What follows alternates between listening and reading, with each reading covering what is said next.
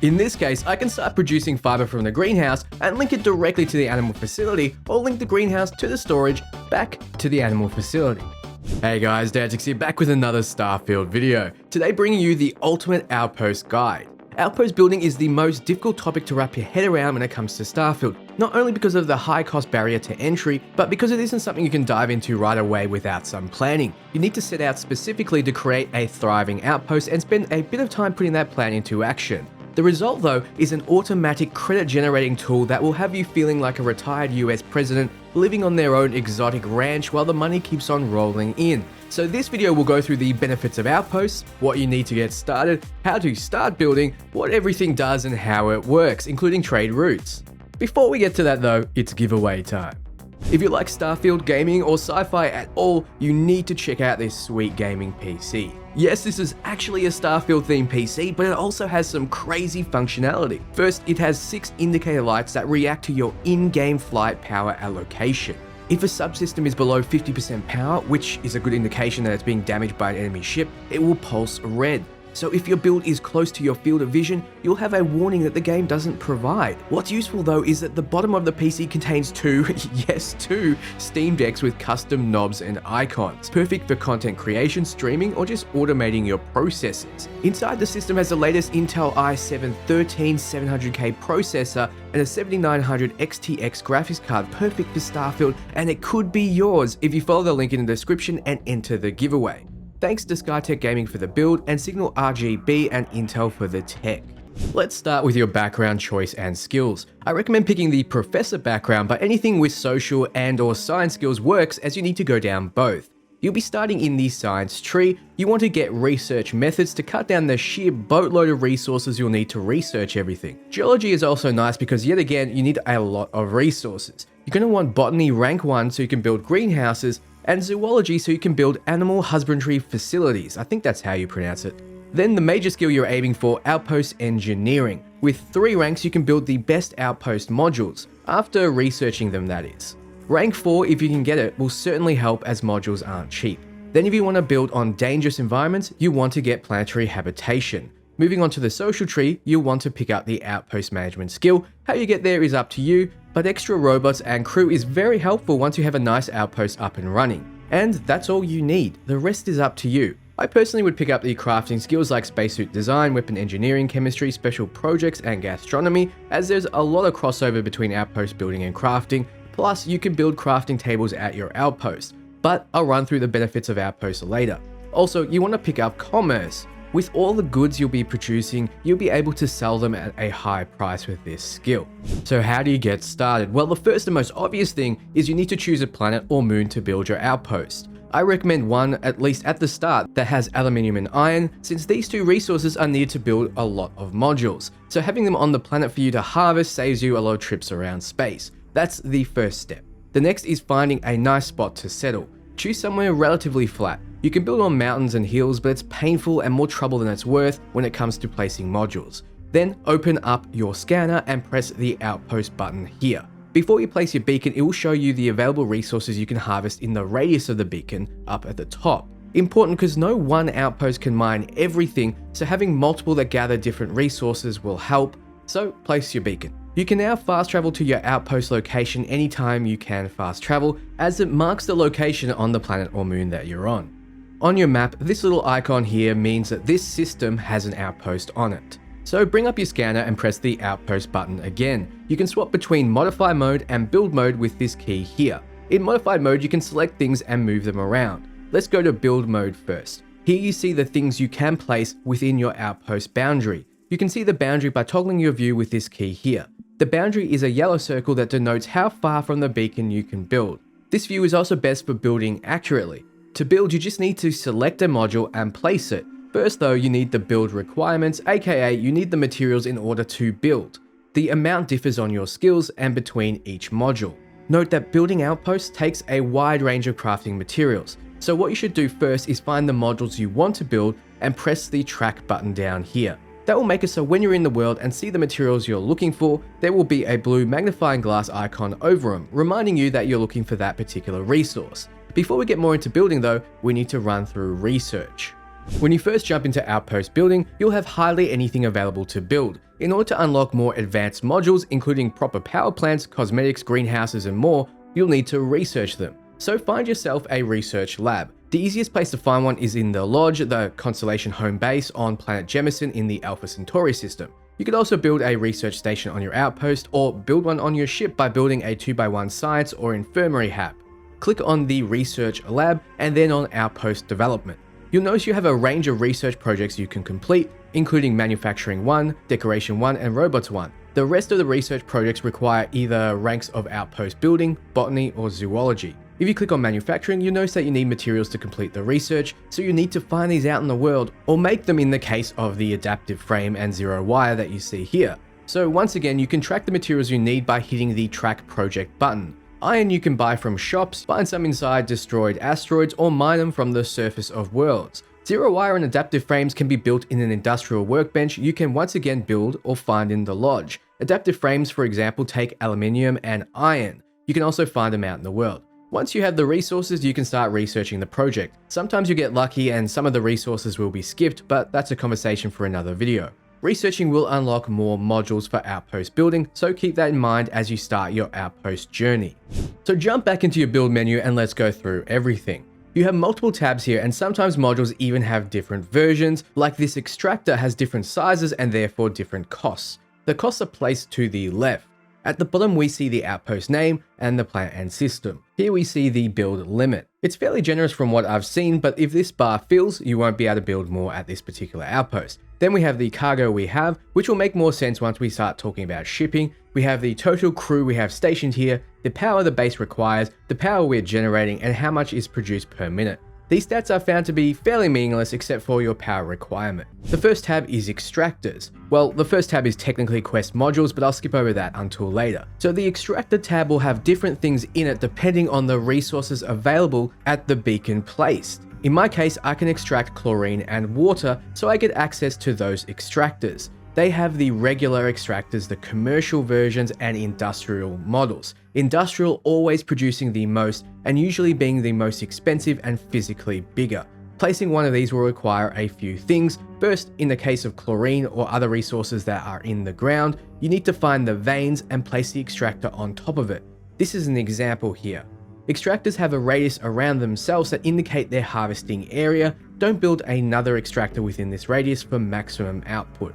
Once placed, they'll start generating resources for you. The amount is denoted in the production stat. When you place more, you'll see the stats being added together, but now you need power. The next tab gives you modules that produce power or light. You start off with only basic solar and wind power generators, but unlock things like nuclear power with research. Place a few power generating modules and you'll be powering your whole base without needing to construct any wires. Everything is just automatically powered once placed. Keep in mind, solar power works best on sunny planets, and wind turbines work best on planets with a thicker atmosphere, so moons won't work well. Your power generators are a prime target for pirates, so keep these in a safe place.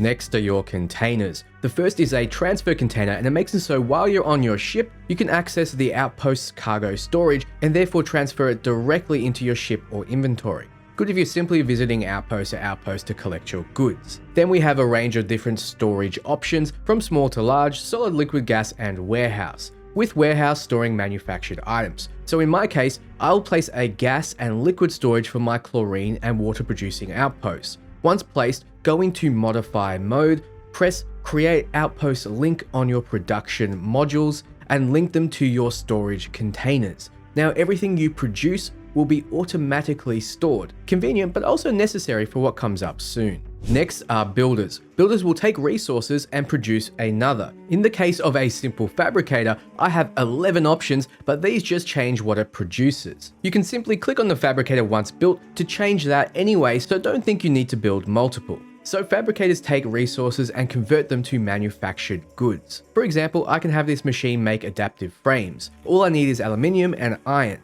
So if I have aluminium and iron being fed somehow into my solid storage container, I would go into modify mode, create link, and link it to the fabricator. I would then link the fabricator to the warehouse storage container. That would mean that the iron and aluminium would be fed into the solid storage, which would feed into the fabricator, which would feed adaptive frames into the warehouse storage. At this point, you can gather all the frames and sell them. If this is automatically producing for you because you chose an iron and aluminium rich world like I suggested, congrats, enjoy your income. However, there's much more we can do. The compound fabricator produces more complex and expensive goods, and the multiplex is more complex and expensive still. Now I need to mention greenhouses and animal husbandry facilities. These are the hardest to understand, as not only do they require the appropriate skills, they require research as well, plus some planets will not be able to build them.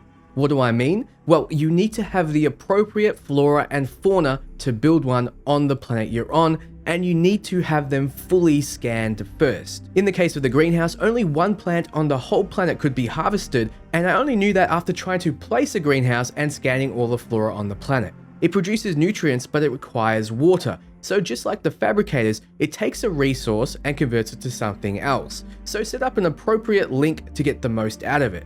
In order to show you an example, I set up an outpost on Jemison. Jemison has more compatible flora. I'm currently growing a plant that gives toxin and takes water. You'll see the water is being produced, sent to the greenhouse, and the toxin is being produced and sent to the storage. It's the same with the animal husbandry facility. In this case, we have a beast here that takes water and fiber and produces nutrients. We don't have fiber to feed it, so let's solve that. We notice that one of the production options in the greenhouse is fiber. We just haven't scanned a plant on the planet that can produce fiber. So let's go exploring. We need to do this before to find and scan creatures for the animal husbandry facility as well. So scan the flora and fauna until you've completed the biome and return. In this case, I can start producing fiber from the greenhouse and link it directly to the animal husbandry, or link the storage to the animal husbandry. Figure it out in the order you want to do it, but click on the module you want the resource to go from and click to the module you want to receive the resource. So that's the order. So animal husbandry facilities are just other ways you can produce resources. Moving on, we have structures. This is basically how you build your home base by linking habitats together, and once inside, building your decorations, your crafting areas, and what have you. I won't bother explaining this in depth as it's pretty straightforward. You place these habs down and snap them together, add an airlock, and you're good to go. They're cheap enough to let you build your home from the start. Now I mentioned crafting. Your research lab is here, as well as all your crafting benches. They're cheap to build, so aim to get them all down in your base. When you click on them, they'll take resources to build your mods, food, drink, and components. You don't need to place them inside a hab, and they can work outside just fine. Next up are defenses. All defenses take power to operate, but will defend your outpost from attackers. Yes, attackers will spawn in randomly, like pirates for example, to attack you. Also, planets with fauna will often have aggressive creatures. Defenses will keep your base safe. Be sure to repair your modules after attack. Keep in mind you have a limit of 6 turrets you can build in each base, so research to get access to better ones.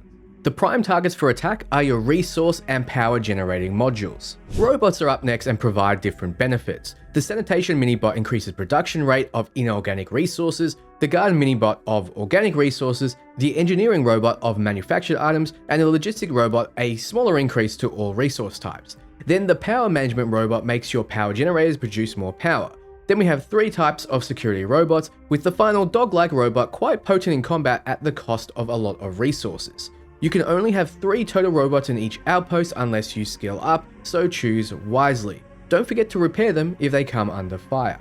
Next we have furniture, and this tab contains what you'd expect: couches, chairs, beds and tables, consoles and more. Don't forget to add a bed into your outpost for a way to get that sweet rested experience bonus, especially potent when you share a bed with someone else. Decorations are just things to make your outpost more homely, like frames and trophies, though placing multiple storage crates can be helpful in storing your junk.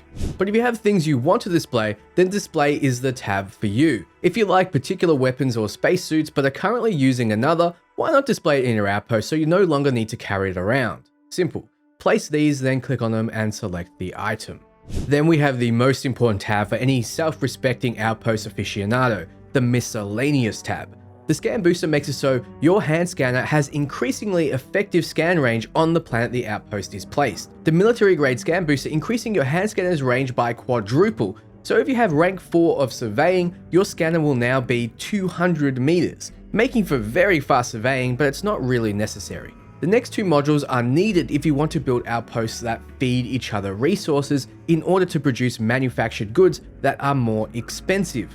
No one outpost will be able to produce everything you need, so with Cargo Link, you can link outposts together that are in the same system, and with the inter-system cargo link, you can link outposts that are in different systems. The inter-system cargo link requires helium-3 though, so you'll need an outpost on a moon that has it. It's mostly moons that have helium-3, so you need that outpost to produce it, and then you need to send it to your other outposts that require it.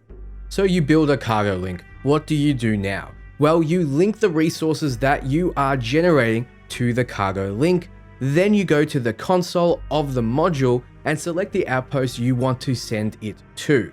A ship will land, gather the goods, then fly off to place it within the incoming container of the other outpost. Then at that outpost, you can link the incoming container to your fabricator so it can automatically start using the resources, or link it to the appropriate storage containers, then the containers to the fabricator, whichever works best for you and what you have in mind. This might all be a bit of information overload, so come back to this once you've built everything. The timestamps are below. It might take some time, but at least you'll have a better understanding of that point. More advanced outposts will have multiple other outposts feeding them resources in order to produce the most amount of things.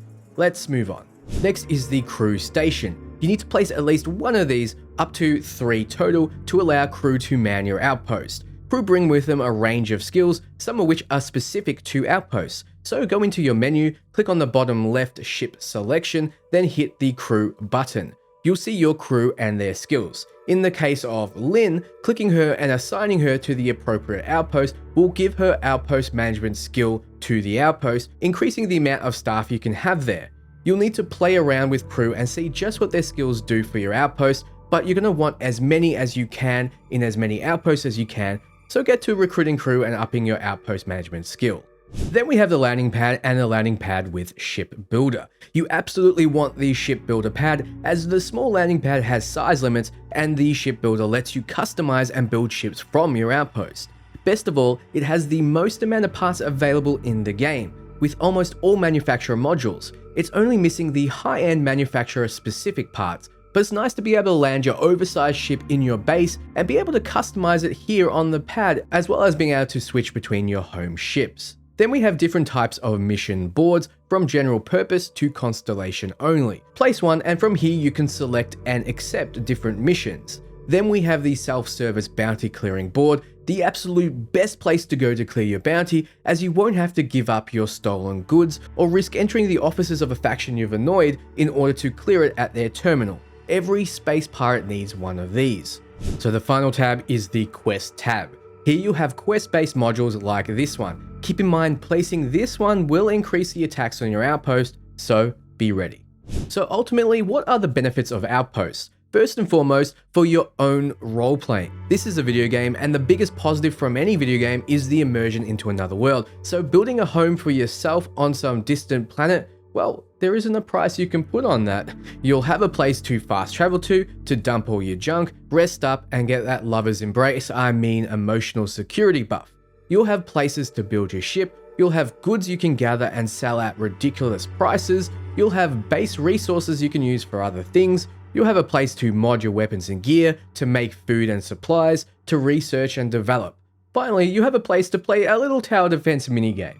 With mods and the expansion, I'm sure there'll be a ton more we can do in the future. So that's everything Outpost. What do you think? Let me know below. Be sure to check out the awesome Skytech and Signal RGB PC below, and also like the video if it was helpful. For everything Starfield and RPG, you're in the right place. Ciao friends.